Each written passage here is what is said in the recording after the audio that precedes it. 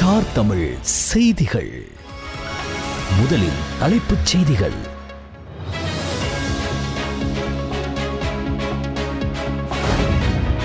நாடும் நாட்டு மக்களும் பல தசாப்த காலமாக கண்ட நல்ல கனவுகள் நனவாகும் புதிய யுகத்தின் உதயத்துடன் 2025 புத்தாண்டில் இலங்கையர்களாகிய நாம் அடியெடுத்து வைக்கின்றோம். ஜனாதிபதி அனுரகுமார் திசாநாயக்க தனது புத்தாண்டு வாழ்த்தில் தெரிவிப்பு.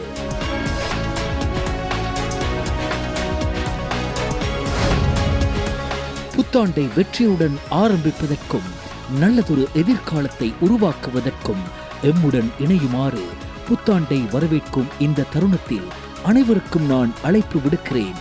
பிரதமர் கலாநிதி அருணி அமரசூரிய தனது புத்தாண்டு வாழ்த்தில் தெரிவிப்பு.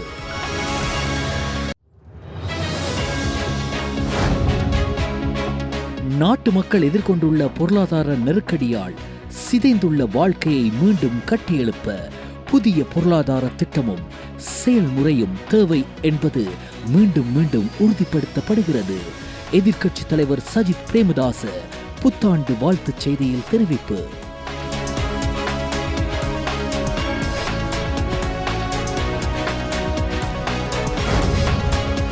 இலங்கையை கவர்ச்சிகரமான சுற்றுலா தலமாக மாற்றுவதற்கு தேவையான திட்டங்கள் அவசரமாக நடைமுறைப்படுத்தப்பட வேண்டும்.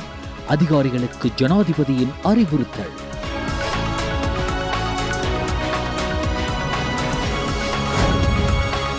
சிறைச்சாலைகளில் இடம்பெறும் போதைப்பொருள் கடத்தல் மற்றும் பாதாள உலக செயற்பாடுகளை தடுப்பதற்கு நடவடிக்கை எடுக்குமாறு அதிகாரிகளுக்கு ஜனாதிபதி பணிப்புரை.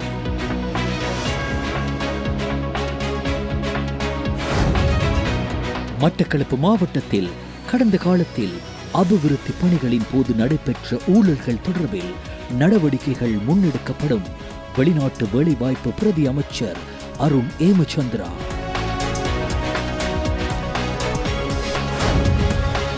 இலங்கை போலீசின் உத்தியோகபூர்வ யூடியூப் சேனல் மீது சைபர் தாக்குதல்.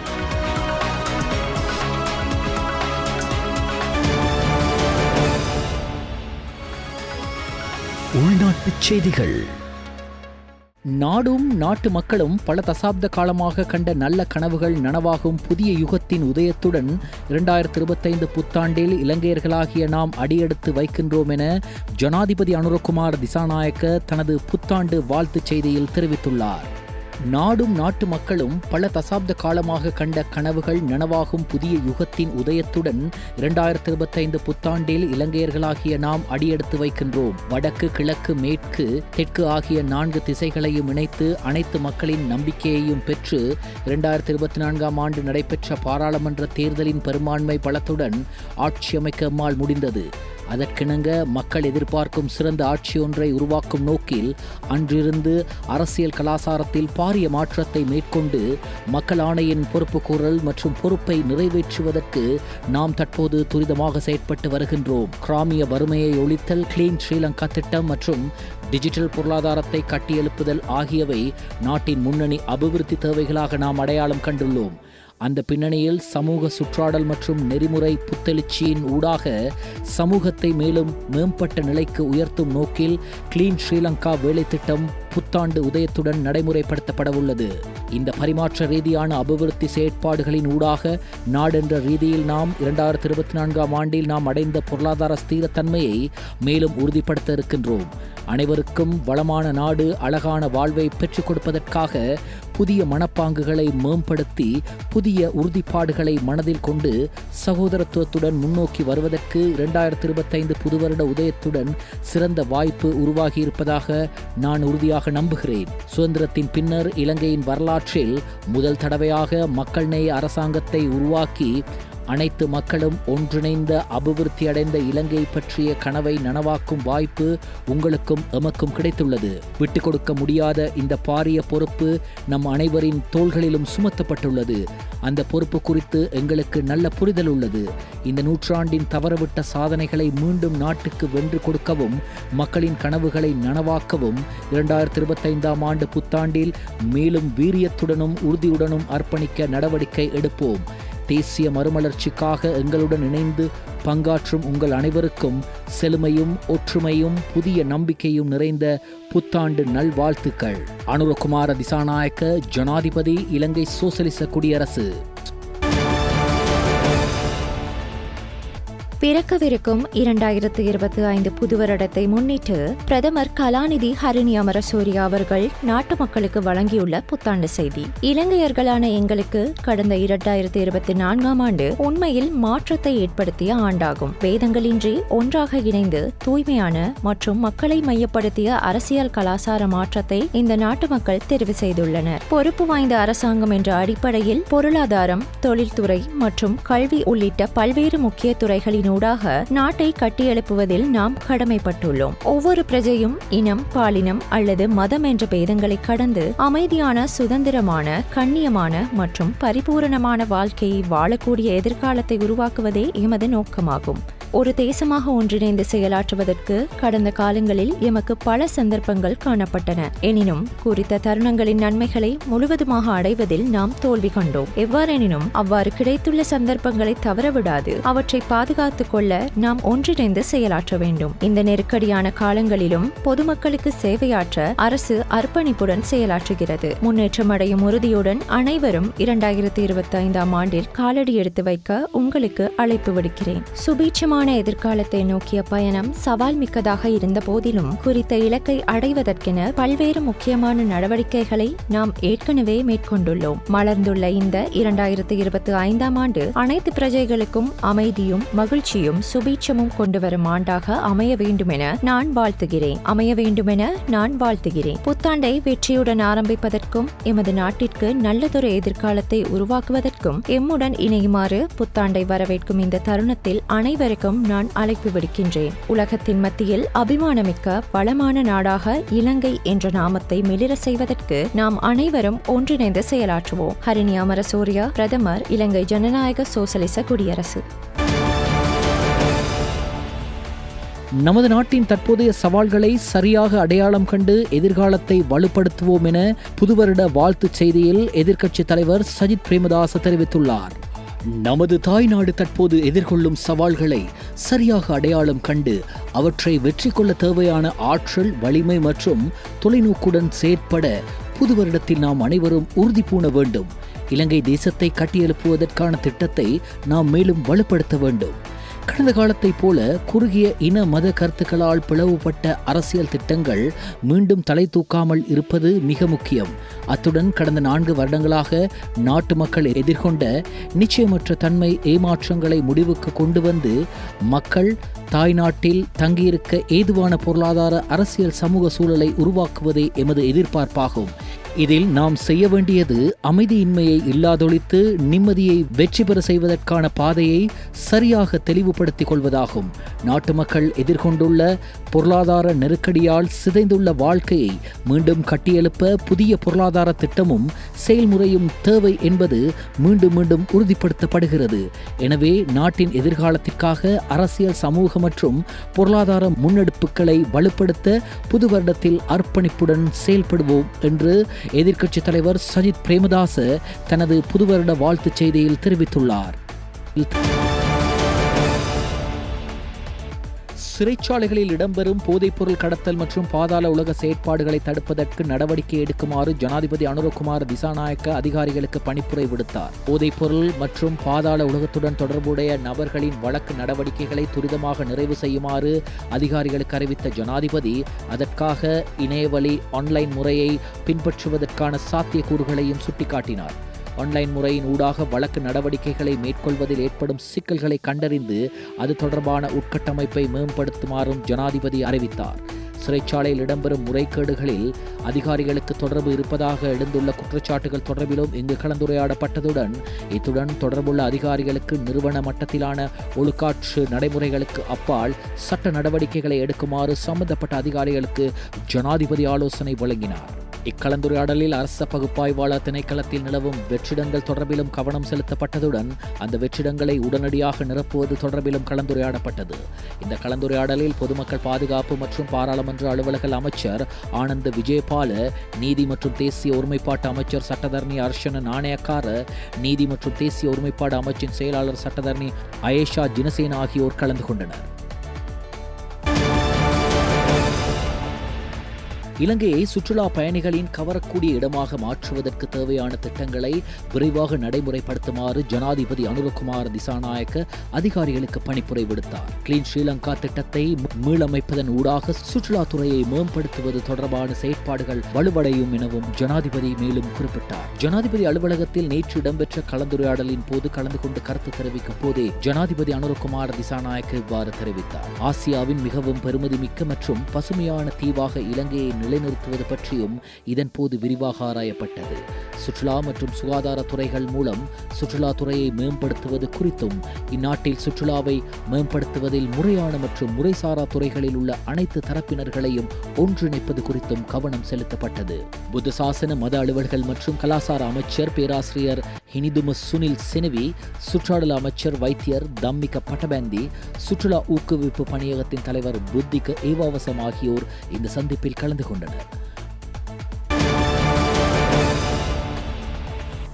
புதிய கடற்படை தளபதியாக நியமனம் பெற்ற வைஸ் அட்மிரல் காஞ்சன பானகொட தனது கடமைகளை இன்று காலை பொறுப்பேற்றார். கடற்படை தலைமையகத்தில் இன்று அவர் கடமைகளை பொறுப்பேற்றார். அரசியல் கைதிகளின் விடுதலையை வலியுறுத்தி மன்னாரில் கையெழுத்து போராட்டம் இடம்பெற்றது. போராளிகள் நலன்புரி சங்கத்தின் ஏற்பாட்டில் மன்னார் பேருந்து தரிப்பிடத்தின் முன்பாக கையெழுத்து போராட்டம் இடம்பெற்றது. பயங்கரவாத தடை சட்டத்தின் கீழ் கைது செய்யப்பட்டு நீண்ட காலமாக தடுத்து வைக்கப்பட்டுள்ள அரசியல் கைதிகளையும் புனர்வாழ்வு அளிக்கப்பட்டு சமூகமயப்படுத்தப்பட்ட பின்னர் நீதிமன்றத்தினால் விடுதலை செய்யப்பட்ட பின்பும் மீண்டும் கைது செய்யப்பட்டு தடுத்து வைக்கப்பட்டுள்ள போராளிகளையும் புதிய அரசாங்கம் விடுவிக்க வேண்டுமென வலியுறுத்தி கையெழுத்து போராட்டம் இடம்பெற்றது. இதில் அருட்தந்தையர்கள், பொது அமைப்புகளின் பிரதிநிதிகள், மீனவ அமைப்புகளின் பிரதிநிதிகள், சமூக அமைப்புகளின் பிரதிநிதிகள், பொதுமக்கள் என பலரும் கலந்து கொண்டு கையெழுத்திட்டனர். நீண்ட காலமாக இலங்கை சிறைச்சாலைகளில் தடுத்து வைக்கப்பட்டிருக்கின்ற தமிழ் அரசியல் கைதிகளையும் மற்றும் புனர்வாழ்வு அளிக்கப்பட்டும் நீதிமன்ற நடவடிக்கைகளின் பிரகாரம் விடுதலை செய்யப்பட்டும் மீளவும் பயங்கரவாத தடை சட்டத்தின் கீழ் கைது செய்து சிறைகளில் தடுத்து வைக்கப்பட்டிருக்கின்றவர்களையும் விடுதலை செய்ய கூறி போராளிகள் நலம்புரி சங்கத்தினால் வடக்கு கிழக்கு மாகாண தழுவிய ரீதியிலே எங்களுடைய மாபெரும் கையெழுத்து சேகரிப்பு போராட்டம் ஆரம்பிக்கப்பட்டு வவுனியா மாவட்டத்தில் ஆரம்பிக்கப்பட்டு இன்று 4வது நாளாக மன்னார் மாவட்டத்திலே இன்று தினம் ஆரம்பிக்கப்பட்டிருக்கிறது. 20 ஆண்டுகளுக்கு மேலாக தமிழ் அரசியல் கைதிகள் என்ற பதத்தில் தடுத்து வைக்கப்பட்டிருக்கின்ற அத்தனை அரசியல் கைதிகளையும் துரிதப்படுத்தி விடுதலை செய்யுமாறு தற்போது நடைமுறையில் இருக்கின்ற அரசாங்கத்திடம் கோரியே இந்த கையெழுத்து சேகரிப்பு போராட்டத்தினை நாங்கள் ஒழுங்கு செய்திருக்கிறோம். இலங்கையில் உள்நாட்டு யுத்தம் நடைபெற்ற காலப்பகுதியில் வலிந்து காணாமலாக்கப்பட்ட உறவுகளின் வாழும் உறவுகள் தமது காணாமலாக்கப்பட்ட உறவுகளுக்கு நீதி வேண்டி போராட்டம் ஒன்றை முன்னெடுத்தனர். நீதி வேண்டி வடக்கு மாகாணத்தின் மாவட்டங்கள் தோறும் மாதாந்தம் முன்னெடுக்கப்பட்டு வரும் போராட்டத்தின் ஒரு அங்கமாகவே குறித்த போராட்டம் முன்னெடுக்கப்பட்டது. யாழ்ப்பாணம் முனியப்பர் ஆலயம் ஒன்றலில் ஆரம்பிக்கப்பட்ட குறித்த போராட்டமானது ஊர்வலமாக யாழ் பிரதான வீதி மற்றும் காங்கேசன்துறை வீதியூடாக சென்று யாழ் மத்திய பேருந்து நிலையத்தை அடைந்தது. இதனை அடுத்து யாழ் மத்திய பேருந்து நிலையத்தில் ஒன்று கூடிய வாழும் உறவுகள் தமது வலிந்து காணாமலாக்கப்பட்ட உறவுகளின் நிலை குறித்து சர்வதேசமே தீர்வை வழங்க வேண்டும் போன்ற ஸ்லோகங்களை வலியுறுத்தி போராட்டத்தை முன்னெடுத்தனர்.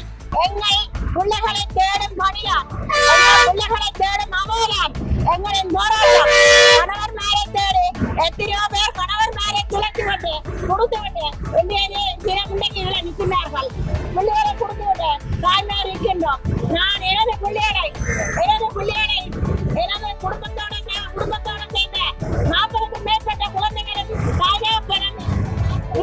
ஃபாதருடன் சேர்ந்து சமணர்களுடன் வட்டுவார்கள். அவர்கள் எங்க? இந்த சரணடைந்தவர்கள் எங்க? சரணடைந்தவர்கள் எங்க? இத்தனை வருஷம் 15 வருஷம் ஆகிவிட்டது. இத்தனை வருஷத்துக்கு எங்களுக்கு ஒரு பதிலும் இல்லை. ஆனபடியினால நாங்கள் இப்ப ஒரு சில வருஷங்களாக நாங்கள் ஐநாவைத்தான் சர்வதேசத்தைத்தான் நாங்கள் கும்பிட்டு கொண்டிருக்கிறோம். ஏன் அந்த சர்வதேசம் தான் எங்களுக்கு நீங்க பெற்று தர வேணும். நாங்கள் எந்த அரசாங்கத்தையோ இதற்கு முந்தின அரசாங்கத்தையோ நாங்கள் அவைகளை நாங்கள் கேட்டு பலன் இல்லை, நாங்கள் கேட்போம் இல்லை, கேட்போம் மாட்டோம். மட்டக்களப்பு மாவட்டத்தில் கடந்த காலத்தில் அபிவிருத்தி பணிகளின் போது நடைபெற்ற ஊழல்கள் தொடர்பில் நடவடிக்கை முன்னெடுக்கப்படும் என மட்டக்களப்பு மாவட்ட அபிவிருத்தி குழு தலைவரும் வெளிநாட்டு விவகார வெளிநாட்டு வேலைவாய்ப்பு பிரதி அமைச்சர் அருண் ஏமச்சந்திரா தெரிவித்தார். மட்டக்களப்பு மாவட்டத்தில் வீதி அபிவிருத்தி அதிகார சபையினால் முன்னெடுக்கப்பட்ட 725 மில்லியன் ரூபாய் ஒதுக்கீட்டில் முன்னெடுக்கப்பட்ட வேலைத்திட்டங்கள் 25 மில்லியன் ரூபாய்களாக பிரிக்கப்பட்டு எந்தவித ஒப்பந்த விண்ணப்பங்கள் கோரல்களும் இல்லாமல் வேலைத்திட்டங்கள் முறைகேடாக முன்னெடுக்கப்பட்டுள்ளதாகவும் அவர் தெரிவித்தார். 760 மில்லியன் ரூபாய்கள் பெறுமதியான வேலை திட்டம் ஒன்று 25 மில்லியன் ரூபாய்களாக உடைக்கப்பட்டு குறிப்பாக 31 வேலை திட்டங்களாக அறிவிக்கப்பட்டு கேள்வி மனு கோராமல் வேலை திட்டம் மேற்கொள்ளப்பட்டு தற்பொழுது நிறைவும் அடைந்திருக்கு. ஆகவே இது உண்மைக்கும் நாங்கள் பார்த்தோம்னு சொன்னால் இது அமைச்சரது வேண்டுகோளுக்கு இணங்க வீதி அபிவிருத்தி அதிகார சபையின் அவிசாளரின் கட்டளைக்கு அமைவாகத்தான் இந்த தீர்மானம் எடுக்கப்பட்டதாக இங்கே சொல்லப்பட்டது.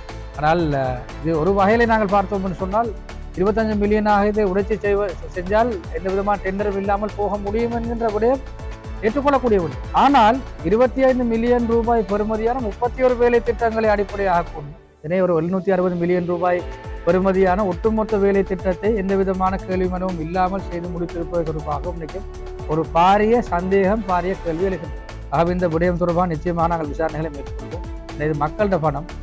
கடந்த கால பகுதியில் மக்கள் பாரிய பொருளாதார நெருக்கடிக்கு மக்கள் முகம் கொடுத்தார்கள். இந்த நாடு வங்குரோத்து நிலை அடைந்தது. மேலும் நாங்கள் பார்த்தோம் என்று சொன்னால் நாங்கள் பல நாட்கள் கால் கடுக்க நாங்கள் எரிபொருள் வரிசைகள் நின்றோம்.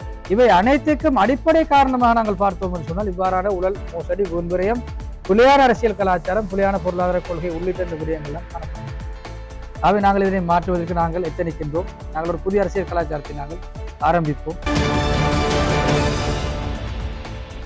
நமது தாய்நாடு தற்போது எதிர்கொள்ளும் சவால்களை சரியாக அடையாளம் கண்டு அவற்றை மேற்கொள்ள தேவையான ஆற்றல், வலிமை மற்றும் தொலைநோக்குடன் செயல்பட புது வருடத்தில் நாம் அனைவரும் உறுதிபூட வேண்டும். இலங்கை தேசத்தை கட்டியெழுப்புவதற்கான திட்டத்தை நாம் மேலும் வலுப்படுத்தப்பட வேண்டும் என வடமாகாண ஆளுநர் வேதநாயகன் தெரிவித்துள்ளார். கடந்த காலத்தைப் போல குறுகிய இன மத கருத்துக்களால் பிளவுபட்ட அரசியல் திட்டங்கள் மீண்டும் தலை தூக்காமல் இருப்பது மிக முக்கியம். அத்துடன் கடந்த 4 வருடங்களாக நாட்டு மக்கள் எதிர்கொண்ட நிச்சயமற்ற தன்மை, ஏமாற்றங்களை முடிவுக்கு கொண்டு வந்து மக்கள் தாய்நாட்டில் தங்கியிருக்க ஏதுவான பொருளாதார, அரசியல், சமூக சூழலை உருவாக்குவதே எமது எதிர்பார்ப்பாகும் என அவர் மேலும் தெரிவித்துள்ளார். இலங்கை போலீசின் உத்தியோகபூர்வ யூடியூப் சேனல் சைபர் தாக்குதலுக்கு உள்ளாகியுள்ளது. தற்போது அதன் கட்டுப்பாடு தமது நிர்வாகிகளிடமிருந்து முற்றிலும் நழுவிவிடப்பட்டுள்ளதாக இலங்கை போலீஸ் அறிவித்துள்ளது. இதனை விரைவில் மீட்டெடுக்க தேவையான பணிகளை தற்போது மேற்கொண்டு வருவதாகவும் போலீஸ் தனது முகநூல் பக்கத்தில் விசேட அறிக்கையொன்றை வெளியிட்டுள்ளது. யாழ் மாவட்ட உடற்கட்டமைப்பு மற்றும் விருத்தி சங்கம் நடாத்திய 6வது வடக்கு மாகாண உடற்கட்டமைப்பு ஆணழகன் மற்றும் பெண் உடலமைப்பு அழகி ஆகிய போட்டிகள் யாழ்ப்பாணத்தில் கடந்த 28ஆம் திகதி நடைபெற்றன.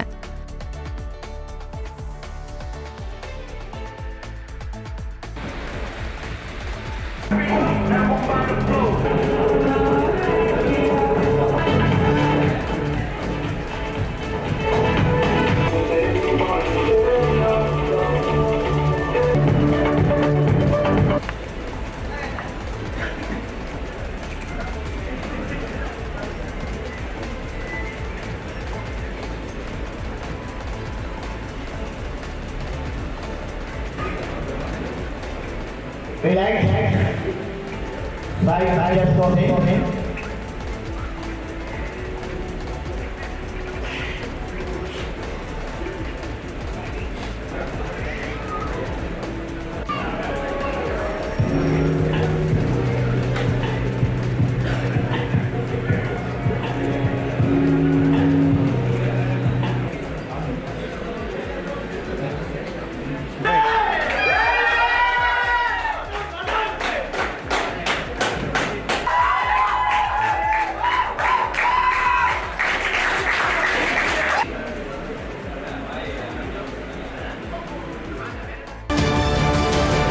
மட்டக்களப்பு புளியந்தீவு வாவிக்கரை வீதி 2இல் சுமார் 16 அடி நீளமான முதலையொன்று நேற்று பொதுமக்களால் உயிருடன் பிடிக்கப்பட்டது. கடந்த சில தினங்களாக மட்டக்களப்பு பிரதேச ஆற்றில் தென்பட்ட இந்த முதலை நேற்று மாலை கரைக்கு வந்தது. இதன்போதே பொதுமக்கள் முதலையை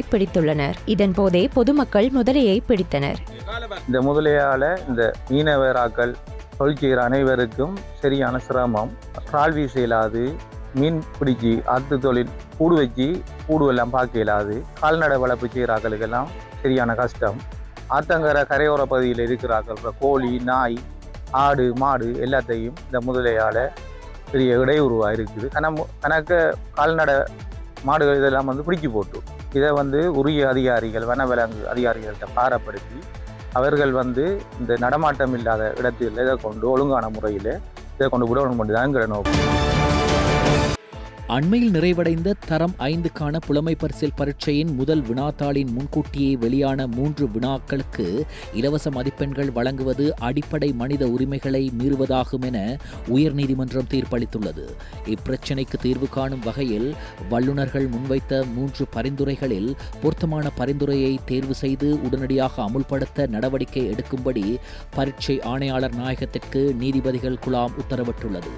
மேலும் இந்த வினாத்தாள்கள் வெளியானதில் தொடர்புடையதாக சந்தேகிக்கப்படும் நபர்களான ஜி.எஸ். பிரேமதிலக 3 மில்லியன் ரூபாவையும், சமிந்த குமார இலங்கசிங்க 2 மில்லியன் ரூபாவையும் அரசாங்கத்துக்கு இழப்பீடாக செலுத்த வேண்டும் எனவும் உத்தரவிடப்பட்டது.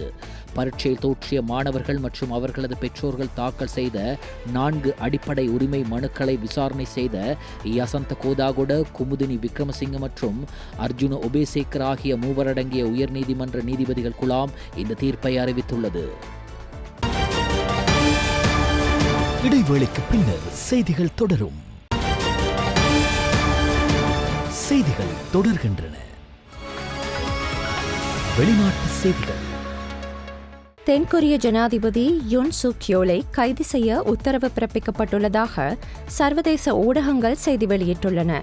குறித்த பிடியாணை சியோல் நீதிமன்றத்தால் பிறப்பிக்கப்பட்டுள்ளதாக தெரிவிக்கப்படுகின்றது. நீதிமன்றத்தை தவிர்த்த குற்றச்சாட்டின் பேரில் இந்த பிடியாணை பிறப்பிக்கப்பட்டுள்ளதாக வெளிநாட்டு ஊடகங்கள் செய்தி வெளியிட்டுள்ளன. இந்திய விண்வெளி ஆய்வு மைய திட்டத்தின் முன்னோட்டமாக ஸ்பேஸ்டெக்ஸ் விண்கலம் PSLV 60 ராக்கெட் மூலமாக வெற்றிகரமாக விண்ணில் செலுத்தப்பட்டன. இந்தியாவின் ஸ்ரீஹரிகோட்டாவில் உள்ள ஏவுதளத்திலிருந்து நேற்று இரவு 10 மணிக்கு விண்ணில் வெற்றிகரமாக செலுத்தப்பட்டன. இந்த இரட்டை விண்கலங்களை இஸ்ரோ நிறுவனம் வடிவமைத்துள்ளது. இந்த விண்கலங்கள் தலா 220 கிலோகிராம் எடை கொண்டவையாகும். புவியிலிருந்து 476 கிலோமீட்டர் தூரம் கொண்ட வெவ்வேறு சுற்றுப்பாதையில் இவை நிலைநிறுத்தப்பட்டுள்ளன.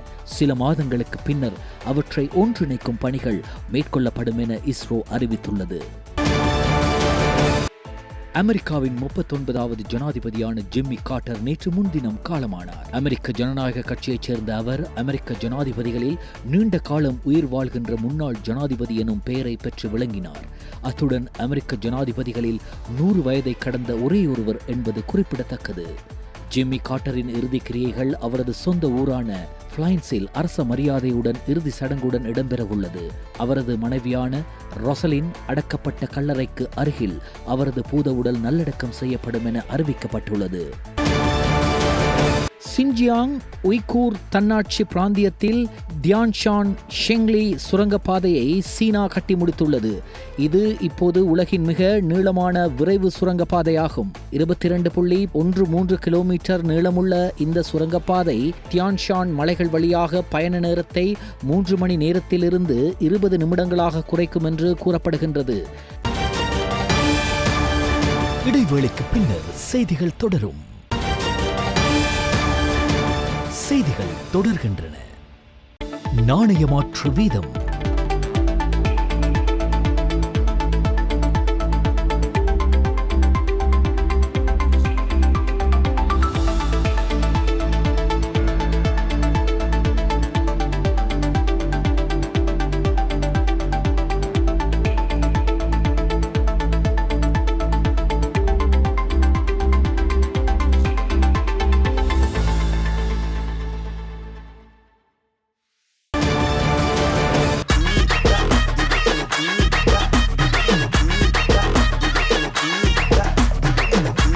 சினிமா செய்திகள். சிறுத்தை சிவா சூர்யாவுடன் முதன்முறையாக கூட்டணி அமைத்து இயக்கிய படம் கங்குவா. பாலிவுட் பிரபலங்களான திஷா பதானி மற்றும் பாபி தியோல் என பலர் நடித்துள்ள இப்படம் கடந்த 14ஆம் தேதி வெளியானது. 300 முதல் 350 கோடி பட்ஜெட்டில் தயாரான இப்படம் பெரிய எதிர்பார்ப்பில் வெளியானது. படம் வெளியான நாள் முதல் நிறைய மோசமான விமர்சனங்கள் தான் வெளிவந்தன. படத்தின் நேரம், பின்னணி இசை என நிறைய விஷயங்கள் மைனஸாக பார்க்கப்பட்டது. ஆனால் ஒரு வித்தியாசமான படைப்பை உருவாக்கியதற்கு பலர் தங்களது வாழ்த்தை கூறி வந்தாலும் படம் சரியான பாக்ஸ் ஆபீஸில் கலெக்ஷனை பெறவில்லை. சரியாக படம் வசூல் செய்யாததால் படத்தை தயாரித்த ஸ்டூடியோ கிரீன் ஞானவேல் ராஜாவிற்கு 143 கோடி நஷ்டம் ஏற்பட்டுள்ளதாக கூறப்படுகின்றது.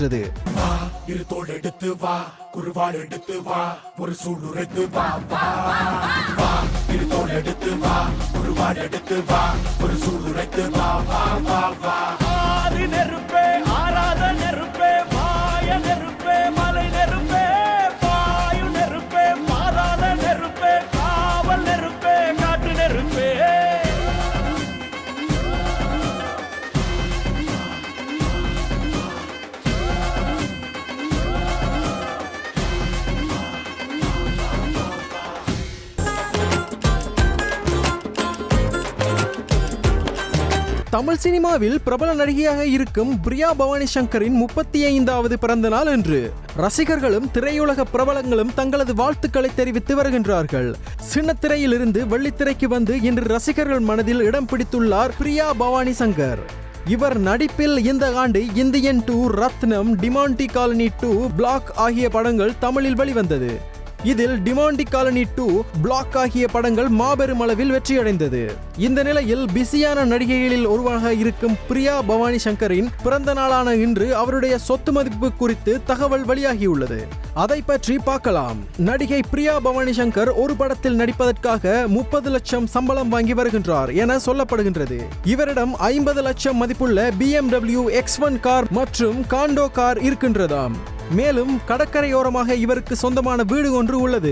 மேலும் பிரியா பவானி சங்கரின் சொத்து மதிப்பு 10 கோடி இருக்கும் என தகவல்கள் கூறுகின்றன. ஆனால் இவை யாவும் அதிகாரபூர்வமான தகவல் இல்லை என்பதும் குறிப்பிடத்தக்கது.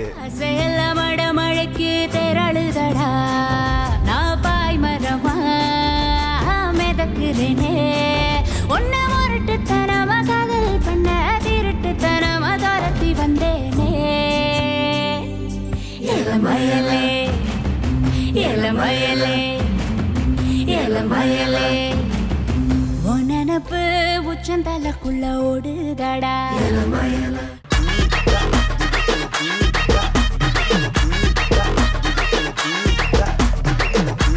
சினிமா செய்திகள்.